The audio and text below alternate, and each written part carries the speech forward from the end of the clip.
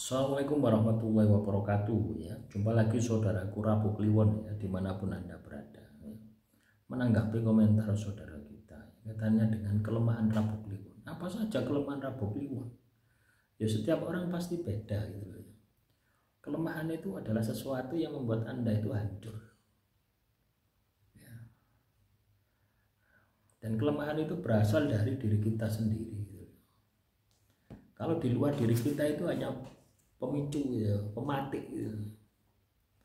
Ya, misalnya Anda ditipu, Anda dikhianati, itu pematik saja gitu loh. Anda ditipu, ya. Kenapa Anda ini udah ditipu? Karena Anda tidak tegoan misalkan. Karena Anda tidak waspada. Nah, itulah kelemahan-kelemahan itu seperti itu gitu. Ya.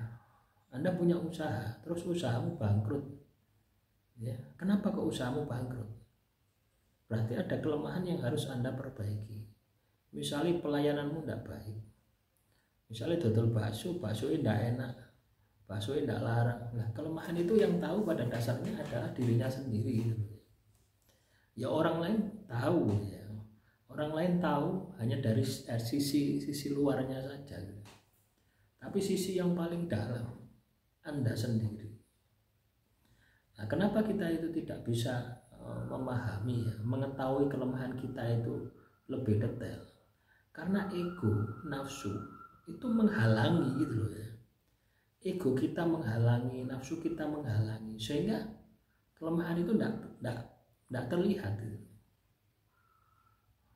Kalau kelemahan itu tidak terlihat, yang terjadi apa? Anda akan sulit untuk bisa bangkit. Anda akan sulit untuk bisa sukses, itu akan sulit ya. Ya, ibarat orang yang menipu Anda, yang menyakiti Anda sudah pergi, tapi rasa sakit itu tidak mampu Anda singkirkan. Kenapa? Karena kelemahan tidak Anda hilangkan. Makanya teman-teman Rabu Kliwon ya, ketika Anda melihat sebuah primbon ya, primbon tentang kehidupan Anda, carilah tentang kelemahan Anda. Ya. Semakin detail Anda, itu semakin bagus ya. Semakin detail mengetahui kelemahan Anda itu semakin bagus. Ya, sehingga Anda ini akan memiliki kesadaran diri itu, sadar hidup saya ini berantakan ya karena saya ini lemah. Ya, supaya saya tidak lemah ya tak perbaiki gitu. Jadi caranya seperti itu. Ya. Sama hanya Anda sering mendengar bahwasanya belajar dari pengalaman. Ya. Ketika pengalamanmu gagal, berarti kan kelemahan itu. Anda perbaiki, Anda evaluasi, Anda tindak lanjuti, aplikasikan ya ke depannya, ya pasti berhasil itu.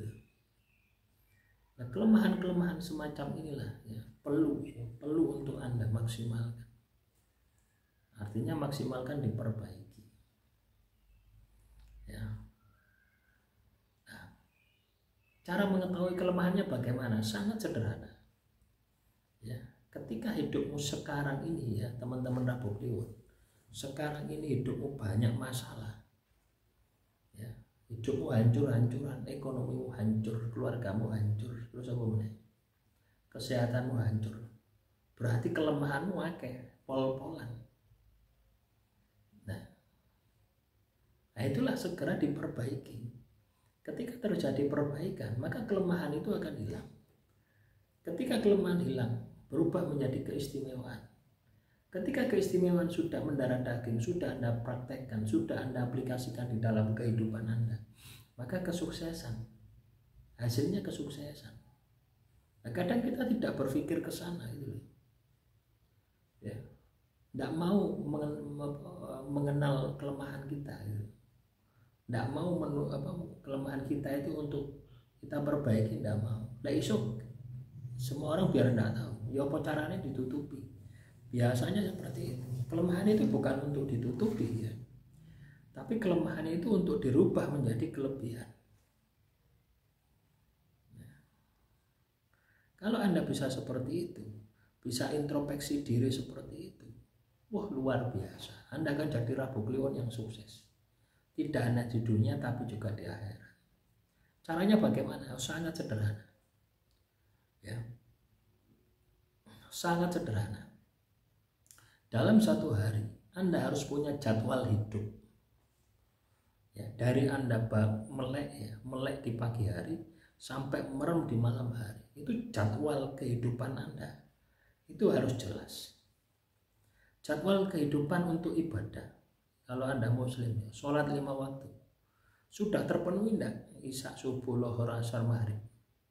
Sudah terpenuhi enggak itu? Itu saja. Ketika enggak terpenuhi, hidupmu pasti masalah. Ya. Misalnya subuh ya, bangunnya jam 8. Mesti hidupmu masalah. Enggak percaya, silakan dicacak, silakan dibuktikan. Itulah. Ya, artinya kita ini harus mempertanggungjawabkan perbuatan kita dari segala aspek. Ya, habis sholatnya ya ibadahnya diteliti. Ya, apakah maksimal atau sama sekali belas. Nah, terus aktivitas ya. Setelah habis sholat itu ngapain saja? Makan, bersih rumah, nyapu, ya.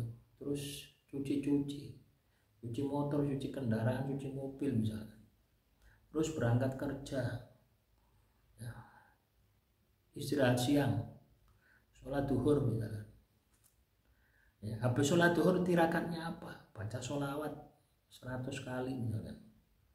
Sampai asar, terus berputar seperti itu. Ketika Anda memiliki manajemen waktu seperti itu dan Anda tata, dan itu Anda pantau benar, maka sukses jaya akan menjadi bagian dari kehidupan Anda. Ya, Anda akan tahu kelemahan Anda di mana. Nah, misalnya keturun tidak subuhan, misalnya.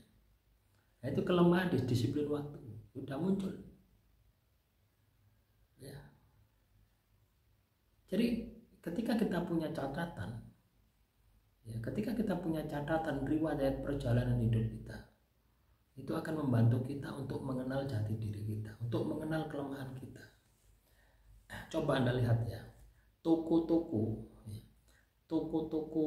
sembako itu ya, toko peracangan itu ya, yang ada catatannya dan tidak ada catatannya, itu akan lebih berkembang yang ada catatannya, seperti Indomaret, Alfamaret. Itu kenapa terus berkembang? Karena ada catatannya, tahu keluar masuknya uang. Dan ada pemisahan antara usaha dan pemilik usaha. Nah, toko peracangan kan tidak ya, campur dari siji, kadang dari siji sama rumah. Dari siji sama rumah tidak masalah ya. Yang penting perhitungannya itu uang masuk keluar itu jelas. Misalnya anaknya jaluk mie, gawe cukup di toko 1 bulan ya minus. Itu terjadi seperti itu. Ya. Kenapa? Ada catatan, kita tahu riwayat perjalanannya. Ya. Demikian, semoga bermanfaat. Silakan kalau ada pertanyaan tulis saja di kolom komentar. Ya. Salam rahayu.